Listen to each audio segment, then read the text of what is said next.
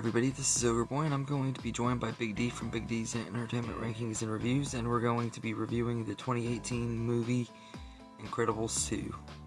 So in this movie, Elastigirl springs into action to save the day while Mr. Incredible faces his greatest challenge yet, taking care of the problems of his 3 children at home while she goes on the mission to try to bring superheroes back into being legal. So, before I get into my part, I'm going to let Big D do his part as usual, so take it away, Big D. Hey everyone, this is the Big D here, back again with another collab with Overboy. This time it's going to be Disney and Pixar's 2018 superheroic sequel, Incredibles 2.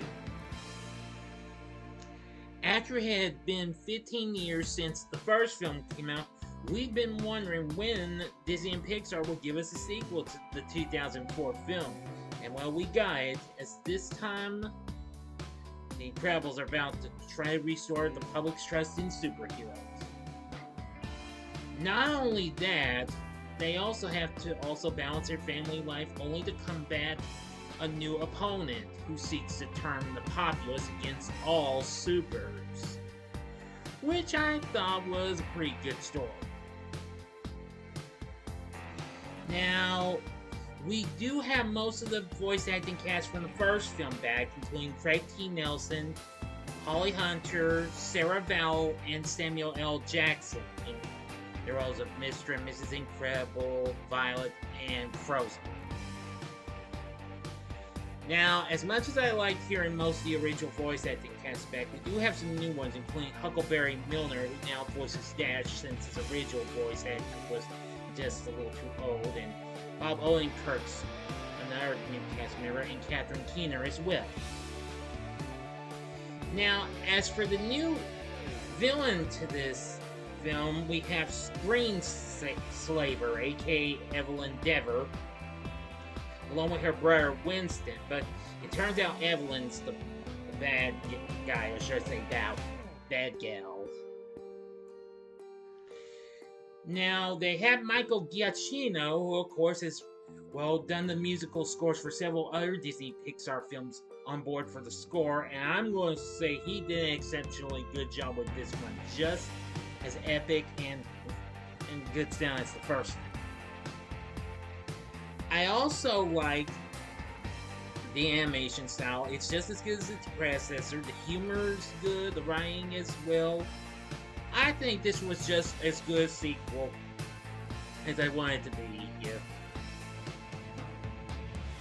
But even so, while I'm still much more a loyal fan of the first film, Incredibles 2 does prove to be another good Disney Pixar sequel, so I hope for the best they'll do a third one, but who knows. So with everything said, Incredibles 2 is a good sequel. Great animation, great characters, voice acting cast, humor, writing, musical score, etc., etc., etc. It's a good one. So anyway, Incredibles 2 would be a sequel I would recommend you watch.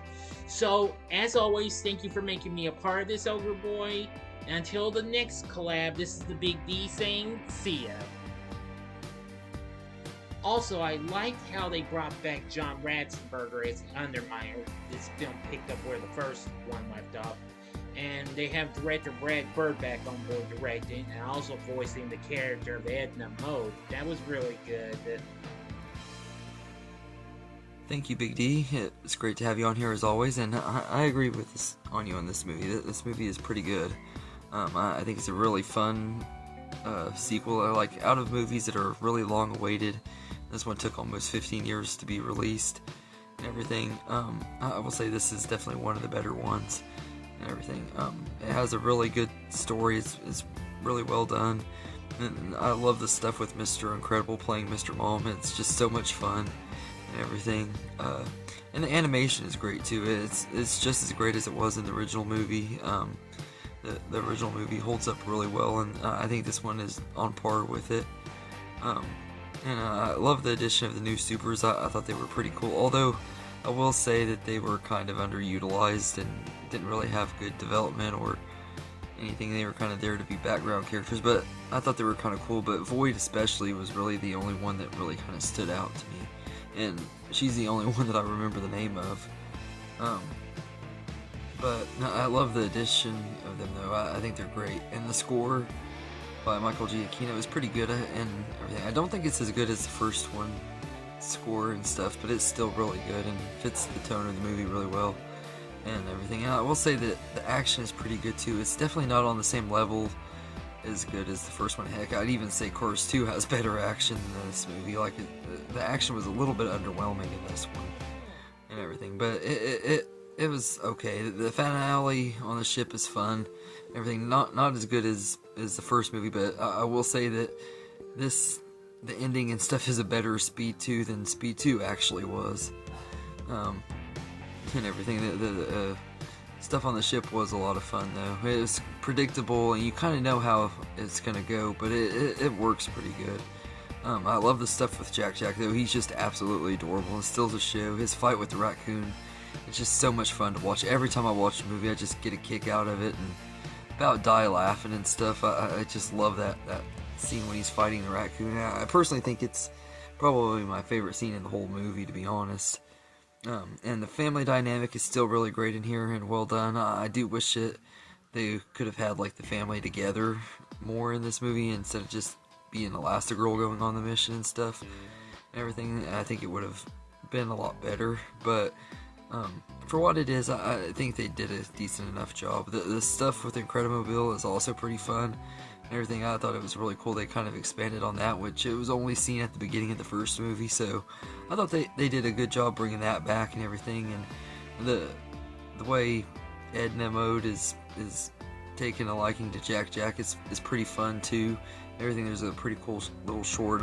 I think it's called Auntie Edna or something like that. It's pretty good. But I had a lot of fun, and I love like how at the end of the movie the kids have to go save their parents and everything, and it kind of gave me Spy Kids vibes, like the way the kids go when they're sneaking around trying to get to their parents and stuff and save them and stuff. I thought that was pretty cool. It was felt like kind of like Spy Kids in a way. I thought that was kind of cool too and everything. And but I will say that there are some things about this that I didn't like. I do wish the Underminer would have been used a little bit better. He's only in there at the very beginning, and then he escapes and he's not mentioned again and everything. They like show him in the rolling through the end credits and stuff to pretty much remind the audience that he's still out there and stuff, but they don't really do much with him and everything. And like having to wait almost 15 years, he should have been the main villain and stuff. That big tease and stuff, it could have been done better. I think they could have done more with him and stuff. Violet's character arc is okay, but I didn't really care for the whole story of Tony forgetting her, and it just felt like an unnecessary plot point that just wasn't super great and everything. It just could have been better and everything. Like we waited all this time and stuff, and we don't even get to see her go on her date by the end of the movie. It just kind of felt really unsatisfying and everything.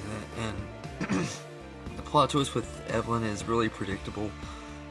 With Evelyn, she's a very obvious villain. Like pretty much from the beginning of the movie, when we first see her and we find out the backstory and stuff, is like it was obvious she was going to be the villain and stuff, because her and her brother had different views on things and everything. I was like, yeah, she's the villain. So I will say that she's a big step down from Syndrome too. Like Syndrome was such a great villain in the first movie and everything, and Evelyn Dever was pretty underwhelming and stuff. Now I will say that the ending is a little bit underwhelming too. Like the final moments of the movie when they're taking them on the date and everything, and they hear the police scanner and stuff, and Violet has Tony get out of the car and says she'll be back and everything, and then it just ends with them driving off to chase crime and stuff. It could have been better. It didn't really end on a very satisfying note and everything. It was cool that the superheroes are legal again and stuff. They got that done, but it's like there was so much more room for stuff in this movie, and I think that it could have been ended a little bit better. It kind of felt like they were just rushing the end of it. They didn't really know what to do after the superheroes became legal again and stuff. And I felt like it could have just been done a little bit better. That being said, I think this is a really fun sequel, and it could have been a lot better and everything for sure. But for what it is, I think it's a really great time and everything. I don't think it's quite as good as the first one. When it first came out and stuff, I thought it was actually on par with the first one. I was really like so excited. I had that recency bias and stuff, and everything, and I really enjoy it every time I watch it. Like every single time I've rewatched it, I always enjoy it. I always think it's a really fun movie. It's a great companion to the first one. That they go pretty well together. It just isn't quite on that same level of storytelling as the first one and everything. So I know I've probably said in the past that I thought this one was actually better than the first, but after rewatching it, to going through these Pixar reviews and stuff, I definitely got to say I changed my mind. It's definitely a great movie and everything, but it just isn't quite on par with the original one.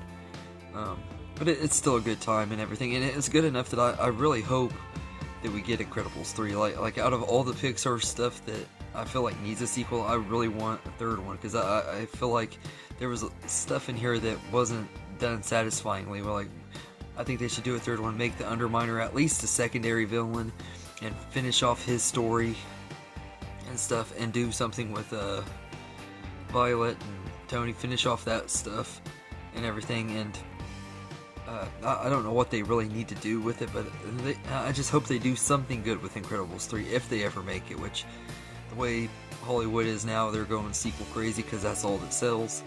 We'll see, because that's all that sells is IP movies, so the chances of us getting an Incredibles 3 is pretty dang likely. It's just a matter of time before they announce it and everything. I'm calling it that they'll probably announce it before too long. There's already talks of Cars 4, and I think there has been rumors about this one and everything. I read the other day that there's been rumors about Incredibles 3, Coco 2, Elemental 2, and maybe a Finding Nemo 3, which I would be completely down for Finding Nemo 3, and the third Monsters Inc. There's also talks about that, so I'd be down for those and everything, although I don't see how Monsters Inc. 3 would work, seeing season 2 of Monsters at Work is supposed to pick up where the movie left off. We'll see. But yeah, so all in all, I think it's a good enough time, and it's a pretty underrated movie. I don't think Incredibles 2 deserves the hate that it gets. It's not near as bad as a lot of people say it was. I think it's just people were so overhyped for it because of the long wait. I kept my expectations at bay, where I knew that it was possible that it wasn't going to be as good as the first one, but I knew that it could be, because I know how Pixar is with sequels, and I think for what it is, it's a good enough time. It's one of those movies that doesn't really need to be as good as the original and stuff, but it's still entertaining, and it's good enough. So I'd say I'd give Incredibles 2 an 8.5 out of 10. I really enjoy it and everything. Like I said, some of the stuff I could have done without, but I think a third movie could fix my problems with this one and stuff. So I'm just keeping my fingers crossed that we'll get a third one. But yeah, so anyway, thank you, Big D, for joining me. It's great to have you on here as always. I can't wait till next week. We'll be doing Toy Story 4, which I can't wait to talk about that one. I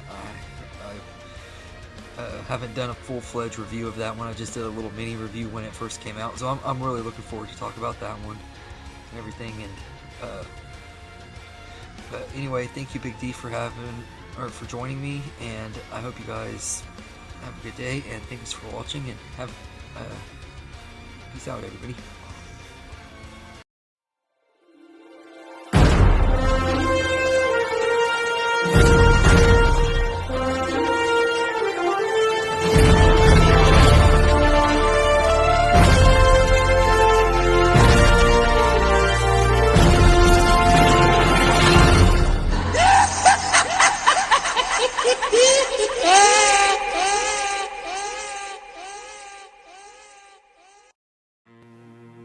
Also, I forgot, there is one other thing that I don't know if I'd consider a negative, but I will say that the superhero theme songs that they created for Mr. Incredible, Elastigirl, and Frozone. I know, I get what they were trying to do. It was kind of funny and stuff, but it is cringy as heck. And I could have done without that too. They're pretty terribly written and stuff, but I get what they were going for with it. It just, to me, it didn't work. Like the theme music for the theme songs for them is just weird. But anyway, have a good day, everybody.